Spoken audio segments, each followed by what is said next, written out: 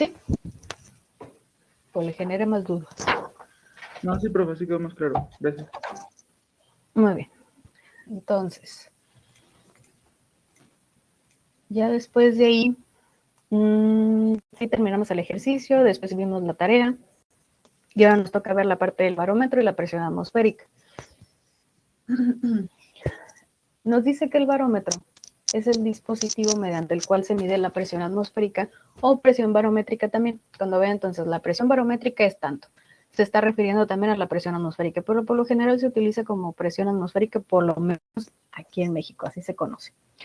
En otros países les mentiría si dijera que también se conoce como presión atmosférica, probablemente en Estados Unidos o tal vez en toda Latinoamérica, pero por lo general siempre es presión atmosférica lo que he leído. El barómetro de Torricelli es un tubo lleno de mercurio en un recipiente con mercurio y abierto a la atmósfera. Para llegar en sí a este barómetro, que fue el primero, esto fue ¿cómo se podría decir? Hubo obviamente ciertos caminos para poder llegar a este, pero en sí, Torricelli fue el que llegó al que conocemos, se podría decir que es como la base o de donde partieron los demás estudios. En sí, nos dice que, como dice el texto, consiste en una columna con mercurio principalmente, porque fue uno de los primeros fluidos con los que se utilizó. El primero fue el agua, después le siguió el mercurio. Puesto como quien dice de cabeza, si lo vemos así, este es el tubo o la columna, está cerrado, puesto de cabeza sobre un recipiente. Ese recipiente también tiene mercurio. Entonces, ¿qué es lo que pasa aquí?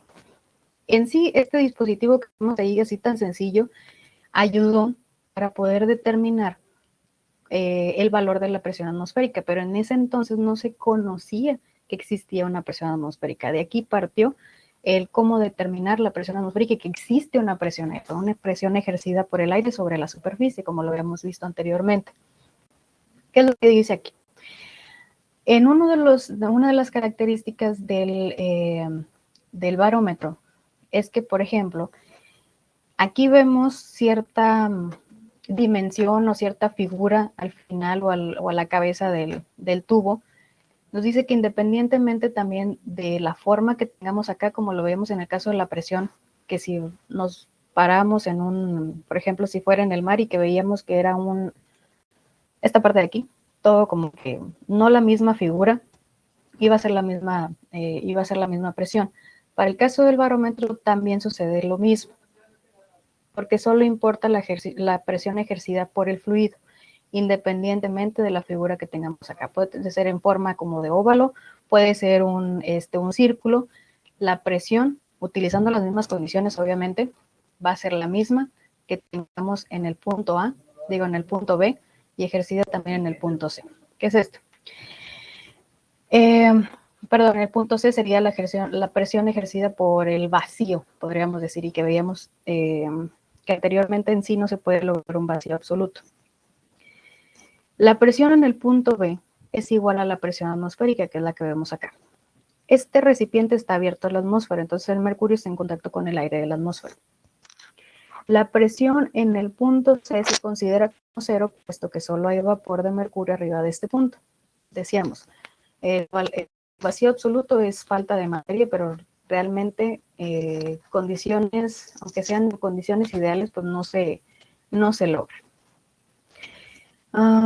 Solo vapor de mercurio arriba de este punto y la presión es muy baja en relación con la presión atmosférica. Entonces tendríamos una presión, si en realidad fuera una presión alta, tendríamos la presión ejercida por el vacío o por el vapor del mercurio, el vapor de agua, dependiendo del fluido que tengamos acá, y todavía la presión atmosférica del aire en este recipiente de aquí o en el área que está tocando, ¿no? Permitiendo ignorar su valor. Como ya hemos visto anteriormente, la presión atmosférica se puede determinar de esta forma: densidad, gravedad y el valor de Z si es que nos estamos moviendo. En el caso de la columna, pues hay que considerarlo, dependiendo del punto en donde estamos nosotros, que estamos nosotros midiendo. Para esto, vamos a ver un poquito de historia. Uno de estos dos están en inglés, creo. A ver si es este. Este está en español.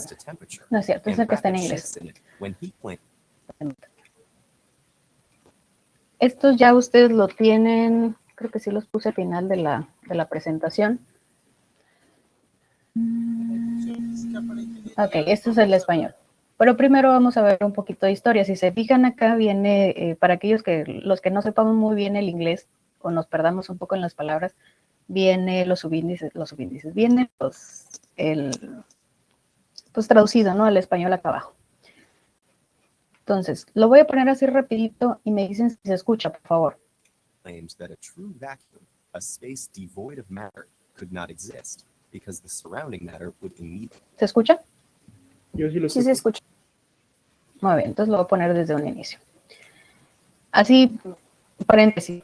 ¿Alguien Profesora, conoce esta página de...? Dígame.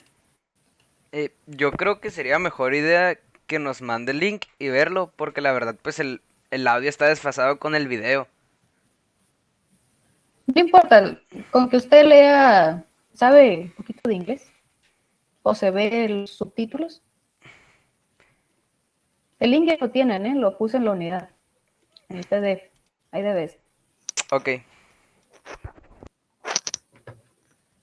Muy bien. Ahí les va. También el internet no ayuda. Esperemos que esta vez sí.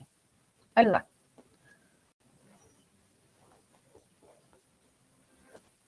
Aristotle famously said, "Nature fears of empty space," when he claimed that a true vacuum, a space devoid of matter, could not exist because the surrounding matter would immediately fill it. Fortunately, he turned out to be wrong. A vacuum is a key component of the barometer, an instrument for measuring air pressure. And because air pressure correlates to temperature, and rapid shifts in it can contribute to hurricanes, tornadoes, and other extreme weather events, a barometer is one of the most essential tools for weather forecasters and scientists alike. How does a barometer work, and how was it invented? Well, it took a while. Because the theory of Aristotle and other ancient philosophers regarding the impossibility of a vacuum seems to hold true in everyday life, few seriously thought to question it for nearly 2,000 years, until necessity raised the issue.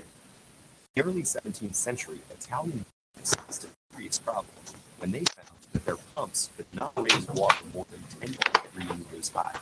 Some scientists at the time, including one Galileo Galilei, proposed that sucking air out of the pipe was what made water rise to replace the void, but that its force was limited and could lift no more than 10.3 Dígame. ¿Podría subir un poquito el volumen? Es que no se escucha bien. meters of water. However, the idea of a vacuum existing at all was ¿Se escucha bien? Sí, gracias. Vale. Ahí va. still considered controversial, and the excitement over Galileo's unorthodox theory led Gasparo Berti to conduct a simple but brilliant experiment to demonstrate that it was possible. A long tube was filled with water and placed standing in a shallow pool with both ends plugged. The bottom end of the tube was then opened and water poured out into the basin until the level of the water remaining in the tube was 10.3 meters. With a gap remaining at the top and no air having entered the tube, Berti had succeeded in directly producing a stable vacuum. But even though the possibility of a vacuum had been demonstrated, not everyone was satisfied with Galileo's idea that this empty void was exerting some mysterious yet finite force on the water. Evangelista Torricelli, Galileo's young pupil and friend, decided to look at the problem from a different angle. Instead of focusing on the empty space inside the tube, he asked himself what else could be influencing the water.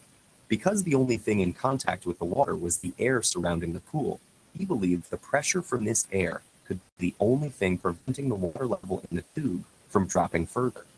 He realized that the experiment was not only a tool to create a vacuum, but operated as a balance between the atmospheric pressure on the water outside the tube and the pressure from the water column inside the tube. The water level in the tube decreases until the two pressures are equal, which just happens to be when the water is at 10.3 meters. This idea was not easily accepted, as Galileo and others had traditionally thought that atmospheric air has no weight and exerts no pressure. Torricelli decided to repeat Berti's experiment with mercury instead of water. Because mercury was denser, it fell farther than the water, and the mercury column stood only about 76 centimeters tall. Not only did this allow Torricelli to make the instrument much more compact, it supported his idea that weight was the deciding factor. A variation on the experiment used two tubes, with one having a large bubble at the top. If Galileo's interpretation had been correct, the bigger vacuum in the second tube should have exerted more suction and lifted the mercury higher, but the level in both tubes was the same. The ultimate support for Torricelli's theory came via Blaise Pascal, who had such a mercury tube taken up a mountain and showed that the mercury level dropped as the atmospheric pressure decreased with altitude. Mercury barometers based on Torricelli's original model remained one of the most common ways to measure atmospheric pressure until 2007, when restrictions on the use of mercury due to its toxicity led to them no longer being produced in Europe. Nevertheless, Torricelli's invention, born of the willingness to question long-accepted dogmas about vacuums and the weight of air, is an outstanding example of how thinking outside of the box or the tube can have a heavy impact.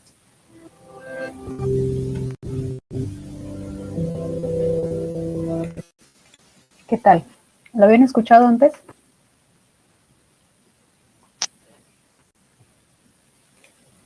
Yo no. Interesante, ¿El video? ¿verdad? El video no, ok. Así les comentaba, paréntesis. Hay en YouTube este canal en donde se lo recomiendo bastante.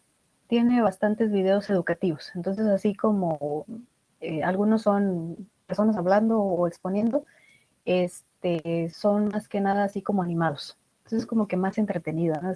Que estar escuchando a alguien nada más hablar porque sí. El siguiente video que tienen ahí, viéndolo. Creo que sí, es más o menos lo mismo que platicaba acá, pero con menos historia. Entonces vamos escuchándolo rapidito. Y esto sí está en español. Por ejemplo, acá tenemos el planeta Tierra y este planeta se encuentra rodeado por esta capa que ustedes pueden ver acá y esto sería la atmósfera. Entonces, como pueden ver, hay una masa de aire entre este límite, es decir, afuera de la atmósfera estaría el espacio y dentro de esta capa que rodea la Tierra estaría la atmósfera, como se repite, y todo esto originaría una presión a diferentes puntos de la superficie terrestre, como pueden ver acá. Y esta presión es a la que nosotros llamamos la presión atmosférica, originada por esta masa de aire. Entonces, imagínense de que acá tenemos a una persona parada a nivel de la playa, a nivel del mar, y se encuentra sobre esta persona toda esta masa de aire sobre ella. En otras palabras, se está cargando un peso de toda esta atmósfera que se encuentra recayendo sobre su cabeza y sobre sus hombros. Ahora imagínense esta otra persona. Y en este caso, todo este peso de esta atmósfera que ustedes ven acá, que sería básicamente todo este espesor que se encuentra recayendo sobre este hombre, como tiene peso, ese peso estaría representado también por esta columna, pero de agua. Y de la misma forma, para esta misma persona a nivel del mar, estaría representado por esta columna, pero de mercurio. En otras palabras, toda esta columna de agua, para equivaler al peso de la atmósfera, sería de 10.33 metros de altura. Y toda esta columna de mercurio, para que equivalga al peso tanto de esta columna de agua como de esta columna de atmósfera, equivaldría a 760 milímetros de altura. En otras palabras, imagínense de que hay atmósfera. Y si cargamos toda esta columna de 760 milímetros de mercurio, es lo mismo como si estuviéramos cargando el peso de toda esta atmósfera, si es que nos encontramos a nivel del mar. Y por lo tanto, ambos son equivalentes. Todos estos son equivalentes, ¿no? Todo este peso de la atmósfera a nivel del mar sería equivalente al peso de esta columna de agua de 10.33 metros, o sería equivalente a cargar esta columna de mercurio de 760 milímetros. Es importante recalcar que todas estas equivalencias serían a nivel del mar, es decir, al costado de una playa en el océano. Pero si es que nos encontramos, digamos, en una montaña a una altura tal vez de 2.000 o 3.000 metros sobre el nivel del mar, lógicamente que toda esta columna de atmósfera que se va a cargar sobre los hombros sería menor, ya que lógicamente a nivel del mar vas a cargar una mayor columna de atmósfera, pero si te encuentras a una mayor elevación, la columna de atmósfera que cargaría sobre tus hombros sería menor. Por lo tanto, sí también habría una equivalencia con respecto a una columna de agua y una columna de mercurio, pero lógicamente esa presión atmosférica a una mayor altitud sería menor. Es decir, el peso a cargar de una columna de mercurio ya no van a ser 760 milímetros, sino tal vez sean 500 milímetros, y de la misma forma el peso de la columna de agua a cargar ya no sería equivalente a 10.33 metros, sino tal vez a un número mucho menor.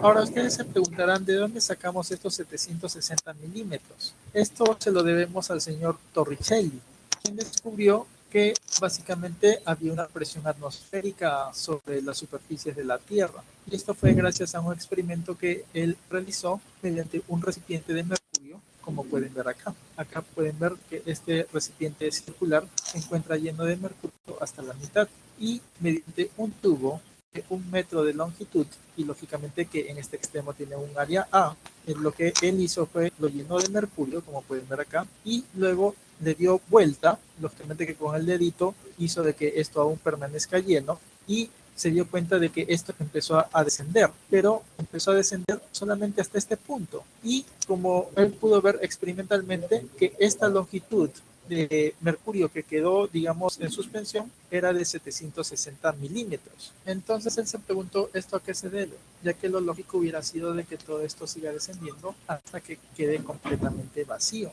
Pero él dedujo de que esto se debía a que había una fuerza que se encontraba sobre todo este mercurio que se encuentra en este cilindro, digamos, en este cilindro ancho. Y debido a esa fuerza, todo esto llegaba a un equilibrio y originaba que esto no siga descendiendo. De esta manera, Torricelli pudo deducir de que esa fuerza de la que hablamos vendría a ser originada debido a esa presión atmosférica. Y es así como se descubrió que siempre habría una presión atmosférica sobre todos los objetos que se encuentran sobre la superficie. Ahora vamos a explicar eso a qué se debe. Por ejemplo, si acá tenemos 2 puntos y deseamos saber cuál es su presión, la presión de estos 2 puntos va a ser exactamente la misma. Y si colocamos 2 puntos exactamente en la mitad de la altura de este pote de mercurio y deseamos saber la presión, lógicamente que la presión tanto para este punto como para este punto va a ser exactamente la misma. Y de la misma forma, si colocamos en la superficie, este punto va a tener una presión y este punto va a tener otra presión. Y ambas presiones van a ser exactamente las mismas. Entonces, ahora coloquemos los números. Digamos, este punto representa el punto 1 y este al punto 1'. Este al punto 2 y este al punto 2'. Y este al punto 3 y este al punto 3'. Entonces podemos decir de que la presión en el punto 3 es equivalente o igual a la presión en el punto 3'. Y lógicamente que sobre este punto 3 hay una fuerza, y básicamente esa fuerza sería por unidad de área, también la podemos representar como una presión atmosférica. En otras palabras, sobre la superficie o cualquier punto de esta superficie de mercurio hay una presión, y esta presión sería la presión atmosférica, es decir, la presión debido a esta columna de atmósfera que se encuentra soportando ese punto.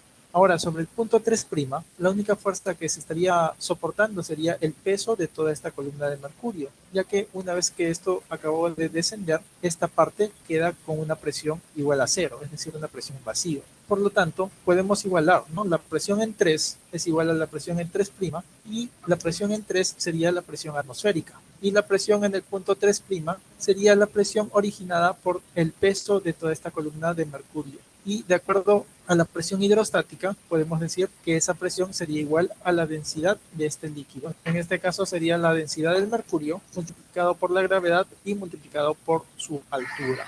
Entonces, la densidad del mercurio es equivalente a 13.6 gramos sobre centímetro cúbico. Si lo llevamos a unidades internacionales, sería equivalente a 13.600 kilogramos sobre metro cúbico. Ustedes pueden hacer esta transformación, pero una forma sencilla es simplemente lo multiplicamos por 1000 y cambiamos automáticamente sus unidades. En el caso de la gravedad, sería equivalente a 9.81 metros sobre segundo al cuadrado. A nivel del mar, a nivel del océano, la gravedad más aproximada es alrededor de 9.810665 metros sobre segundo al cuadrado. Y lógicamente que la altura sería 760 milímetros, que es lo que se detectó experimentalmente, pero en unidades del sistema internacional serían 0.76 metros. Entonces todos estos valores los reemplazamos. La densidad serían 13.600 kilogramos sobre metro cúbico. La gravedad sería igual a 9.81066 metros sobre segundo al cuadrado. Y la altura sería equivalente a 0.76 metros. Entonces, simplificando y multiplicando tendríamos esto, ¿no? 13.600 por este número y por este número sería 101.403 newton sobre metro cuadrado. Acá tienes kilogramos, es decir, masa por aceleración, que sería metro sobre segundo al cuadrado, es newton. Y acá tienes metro cúbico, con este metro sería metro cuadrado. Esto lo podemos representar en pascales y sería 101.403 pascales. Es decir, la presión atmosférica sería equivalente a este valor. En literatura, ustedes van a poder encontrar que este valor es aproximadamente 100.325 pascales. Acá hay una pequeña diferencia, muy probablemente tal vez hacen algún ajuste en el tema de la densidad, tal vez es 13.57 o qué sé yo, ¿no? Algún ajuste en la densidad o tal vez algún ajuste en la gravedad. Pero en sí esta sería la presión atmosférica y la forma como se calcularía. Entonces, la presión atmosférica a nivel del mar la podemos igualar a 101.325 pascales, que sería equivalente a 10.33 metros de columna de agua, que sería equivalente a 760 milímetros de mercurio y que sería equivalente también a una atmósfera. Esto sería a nivel del mar. Ahora, estos 10.33 metros de columna de agua, ¿de dónde salen? Se puede calcular de la misma forma como se calculó esta altura de 760 milímetros, pero básicamente con agua. Si es que ustedes hacen ese cálculo experimentalmente, prácticamente calcularían este diferencial, ya que sería 760 milímetros y no sería de 10.33 metros de columna de agua. Ahora, si deseamos transformar todas estas presiones que son equivalentes, que representarían a la presión atmosférica a nivel del mar, todas estas son equivalentes, podríamos también representarlas en otras unidades, pero para eso hay que tomar en cuenta que un kilogramo fuerza sobre centímetro cuadrado es equivalente a 10 metros de columna de agua. En otras palabras, teniendo esta información, podríamos transformarlo a unidades de kilogramo fuerza sobre centímetro cuadrado, utilizando esta equivalencia de presión atmosférica. También podemos transformarlo a bares, sabiendo que un bar es equivalente a 10.2 metros de columna de agua. Utilizaríamos esta equivalencia a presión atmosférica y podríamos transformarlo a unidades de bares. Y también sabemos que un metro de columna de agua es equivalente a 1.422 PSI. Recordemos que un PSI es libra-fuerza sobre pulgada al cuadrado. Por lo tanto, podríamos representarlo también de esta forma. Entonces, todas estas equivalencias serían importantes para poder hacer transformación, ya sea de cualquiera de estas representaciones de presión atmosférica, a ya sea PSI o a bar o a kilogramo fuerza sobre centímetro cuadrado o a libra-fuerza sobre pulgada al cuadrado o a PSI. Cuando medimos la presión atmosférica a nivel del mar, básicamente nos salió de que la altura de mercurio era de 760 milímetros, pero dijimos inicialmente de que si es que lo medíamos a una mayor altitud, entonces íbamos a tener una menor columna de peso de atmósfera, por lo tanto este diferencial iba a ser menor. Por lo tanto, en este punto que era a 0 metros sobre el nivel del mar, donde obtuvimos que esta columna de mercurio era de 760 milímetros, vamos a tener frente al resultado, si es que lo medimos a 2.400 metros sobre el nivel del mar, o 3.400 metros sobre el nivel del mar, o a 8.800 metros sobre el nivel del mar. Es así que si es que ustedes hacen ese experimento y miden a 2.400 metros sobre el nivel del mar, van a ver de que esta columna de mercurio va a ser de 560 milímetros. Y si es que es a 3.400 metros sobre el nivel del mar, serían 500 milímetros. Y así va a ir disminuyendo hasta llegar incluso hasta 240 milímetros de mercurio a una altitud de 8.800 metros sobre el nivel del mar. Que Dios los bendiga. Muchas gracias. Ok, ¿qué les pareció? Profesora, entonces la presión atmosférica sería como las capas de aire, como nos estaba mostrando antes en el primer ejemplo, que están haciendo como una fuerza hacia el líquido. Así es, o hacia cualquier superficie. En este caso, pues como estamos hablando de un barómetro y el barómetro pues lleva un fluido, pues en ese caso se está midiendo gracias a ese barómetro. ¿Qué tanta presión se está ejerciendo sobre esta superficie que tenemos aquí? Porque esto está abierto. Así como lo veíamos que en el caso del manómetro y el manómetro estaba abierta la columna a la presión, ejerce una presión sobre ese punto. Exactamente de aquí salió esa parte de ahí, la presión atmosférica o la presión barométrica. se llena la columna. En ese caso, pues ya sabemos que venía del agua, se pasó al mercurio. ¿Por qué? Decía por la parte de la densidad más que nada.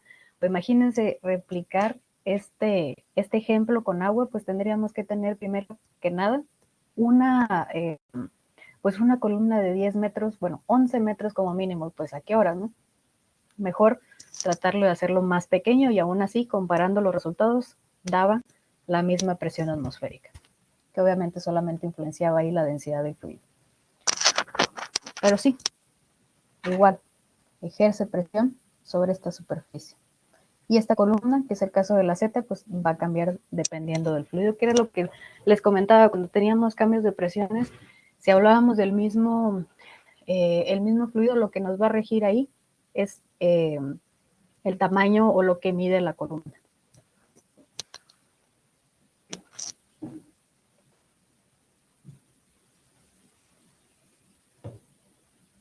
¿Dudas? ¿Alguna otra duda? Profe, ¿qué es lo que hace que el líquido dentro se detenga, eh, deje de descender? La presión atmosférica. Sí, en el primer video, que era la parte animada, decía, bueno, se tenía como que la teoría de que algo, lo que estaba aquí en esta columna, hacía que el líquido lo jalara. Decía, ¿sabes qué? Algo está pasando ahí y se lo atribuían al vacío. Entonces, el vacío está haciendo que este fluido no se desborde. Decía, y era como que una, no sé, parecía como una bolita de ¿cómo se le llama esto? Como de pelucita, y que lo estaba jalando hacia arriba el fluido, ¿no? Pues es que no te vas a desbordar porque yo te estoy jalando, estoy ejerciendo una presión, pero hacia el lado contrario, te estoy jalando hacia arriba. Y ya después fue cuando llegó Torricelli y dijo, no, es que esto tiene que ver algo más ahí, porque esto no se desborda.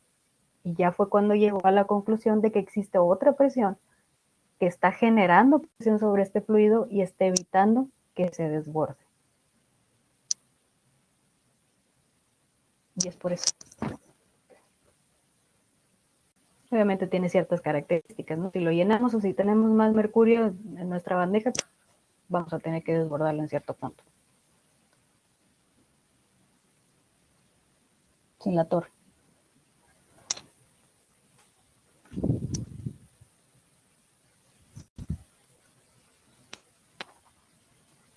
¿Sí o no?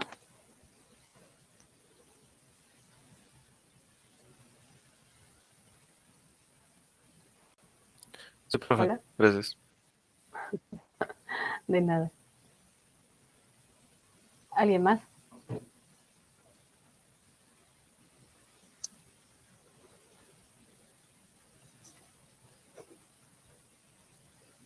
¿Ninguno? Ok. Entonces, si quieren replicar esto, pues como lo dice creo que fue también el primer video, no utilicen mercurio. Es dañino. Entonces, no lo hagan.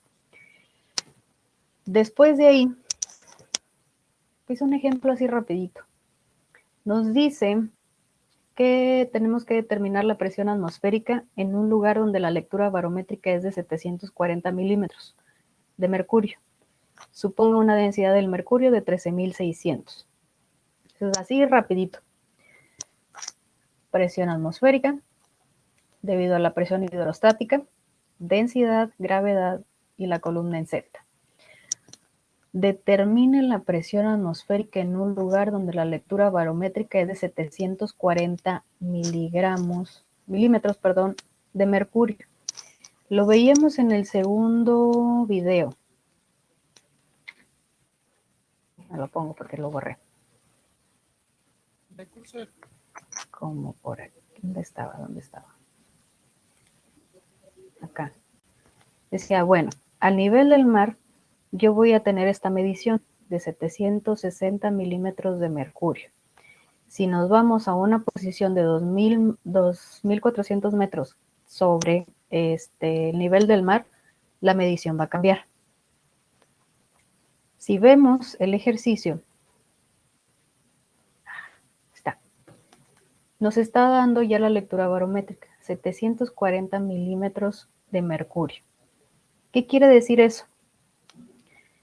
Con ese valor nos está diciendo entonces la altura de la columna.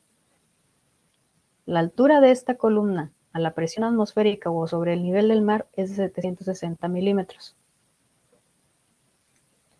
Le puse otra cosa que en el caso. Ahí está.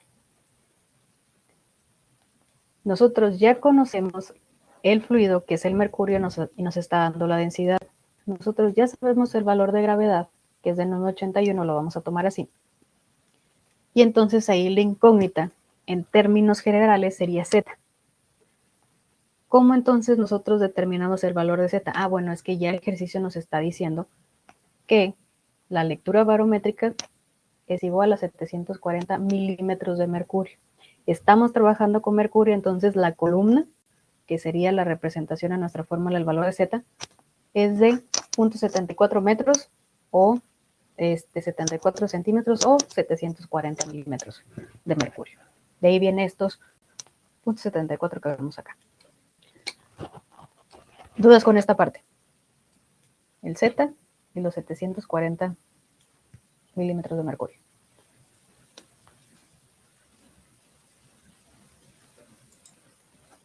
Todo claro. Perfecto. Este igual, por más sencillo que sea, pues lo voy a también hacer para que lo tengan. Es ahí en Blackboard.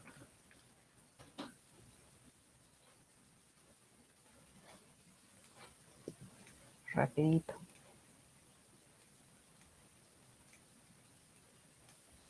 Algo así. Entonces tenemos, podemos poner una vez como el valor de Z, que serían, voy a poner los 0.74 de una vez. ¿Por qué en metros? Porque aquí tenemos metros y ya sabemos que el valor de gravedad también está en metros. Y la densidad.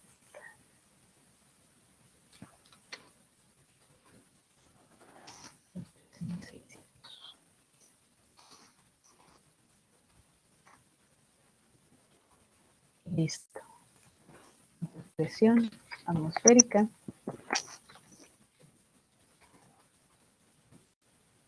Aquí ya no ocupamos el paréntesis.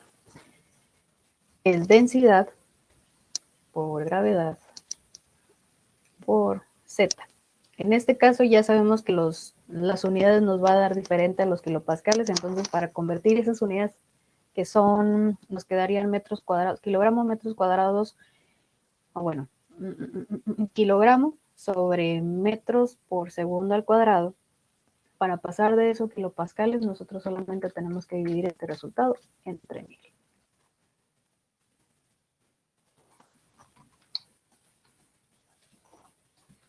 Kilopascales.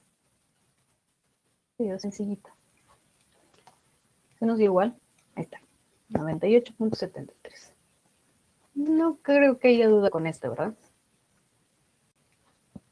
No, por mi parte no. Perfecto. Entonces va a ser el ejercicio.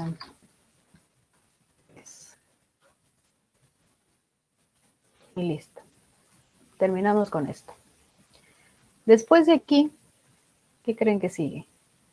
Van a escuchar a la maestra hablar y hablar y hablar, como no tienen idea. ¿Por qué?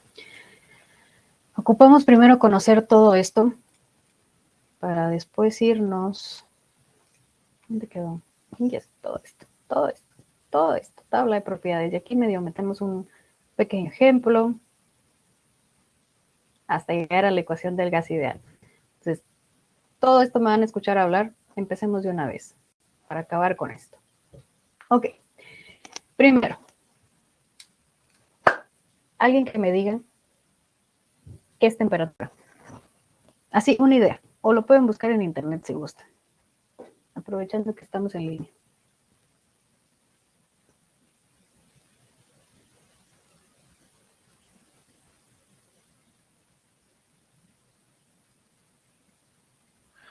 Es la energía de los cuerpos, ¿no? La energía de los cuerpos. Voy a ir anotando aquí las definiciones que me van a dar. Energía del cuerpo. Ok. ¿Qué más? Gracias. Es el promedio de la cantidad de energía de cada partícula.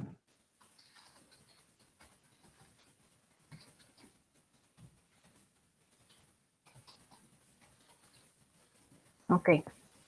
Gracias. ¿Quién más? Es una magnitud física que indica la energía interna de un cuerpo. Física. Que indica qué, perdón. La energía interna de un cuerpo. Energía interna de un cuerpo.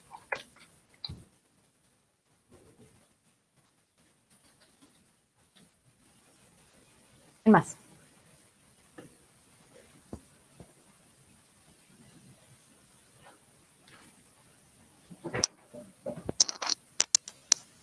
¿Nadie más? Bueno, nos quedamos con esos tres. Gracias. Ahora,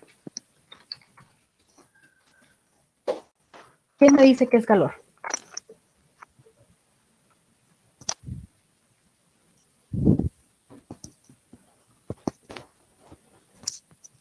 También lo pueden buscar, no hay problema. O tengan una idea de lo que es calor. ¿El calor es una forma de energía? ¿Ok? Muchas gracias. ¿Quién más?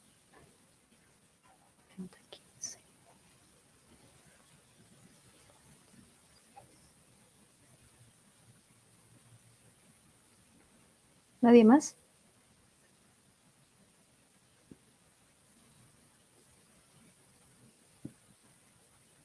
¿Doc? No se preocupen. La Y así energía nadie que se más quiere manifiesta por un cambio de temperatura. Energía que se manifiesta.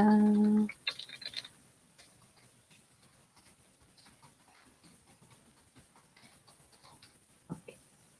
¿Ya nos quedamos con esas? Sí, muy bien. No se preocupen.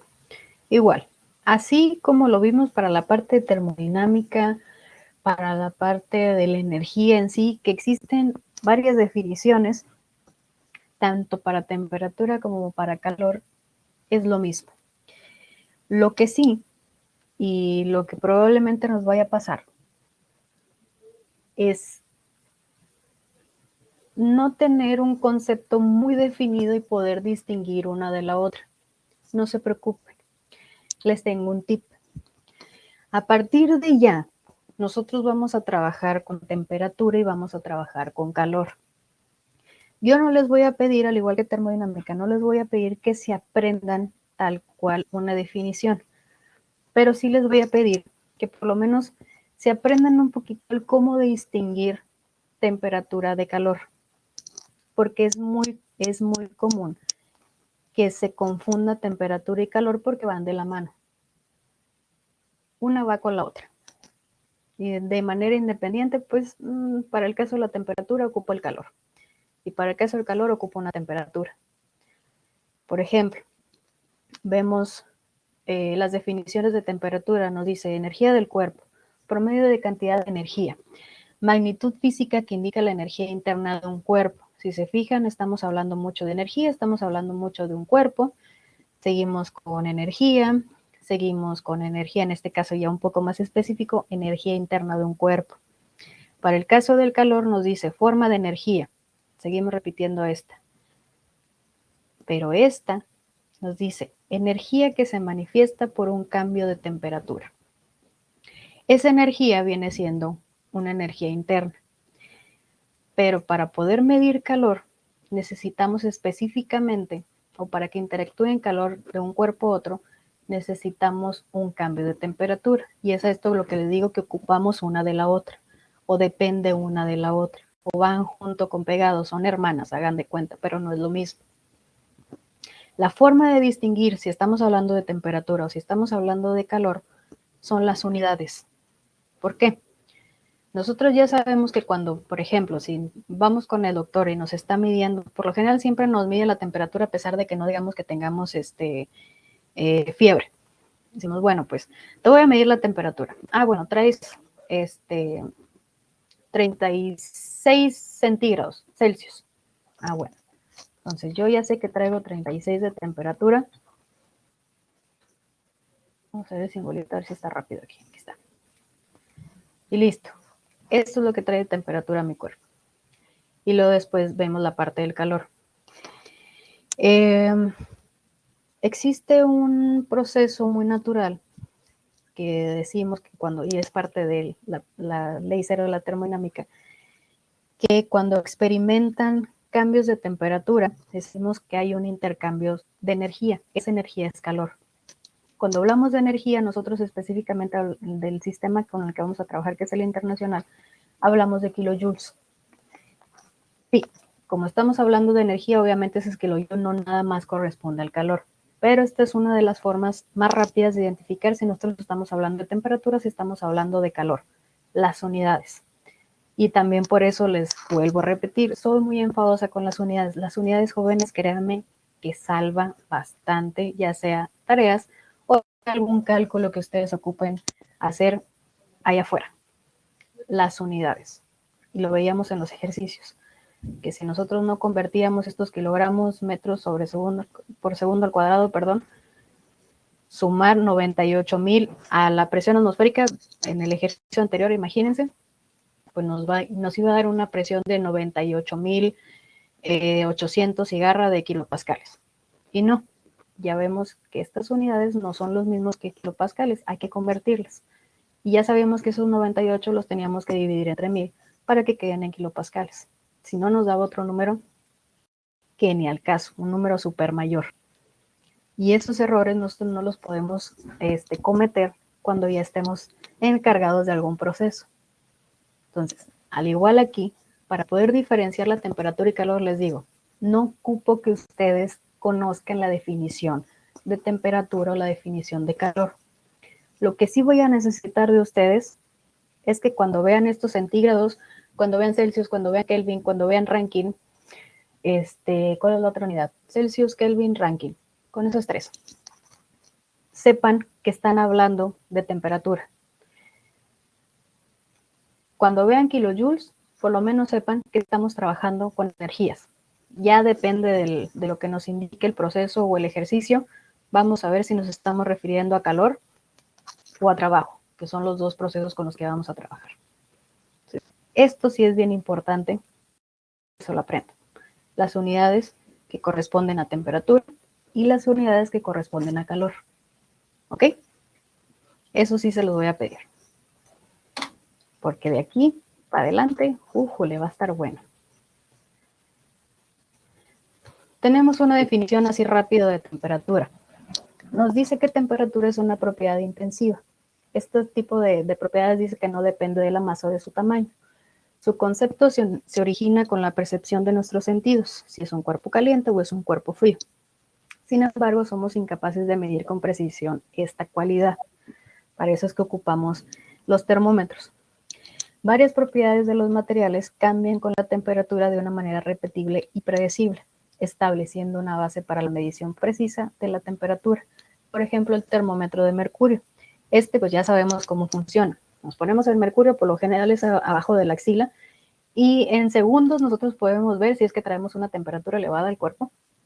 Podemos ver cómo se expande, ¿verdad? El mercurio. Entonces, basado en las propiedades de esos materiales, pues podemos medir lo que es la temperatura, en este caso del cuerpo, o de algún fluido. Metemos el termómetro y decimos, bueno, está ahí, tiene cierta temperatura. Y así es como podemos medir la temperatura. ¿Qué pasó? Ya faltan 7 minutos, profe. Híjole, bueno, terminamos con esta definición y nos vamos. Y les presento estas dos definiciones, les comentaba. No es necesario que solo aprendan. Lo que sí es necesario es que sepan con qué unidades trabajan. En el caso de la temperatura tenemos que es la medida de la energía cinética promedio de los átomos o moléculas en el sistema. Está como que muy rebuscada la definición. Es decir, medida cinética, energía cinética promedio de los átomos o moléculas en el sistema. Ah, caray. Bueno, nos quedamos con el movimiento de las moléculas o los átomos en algún sistema en general, porque también no necesariamente puede ser en un cuerpo, puede ser en un sistema. Calor.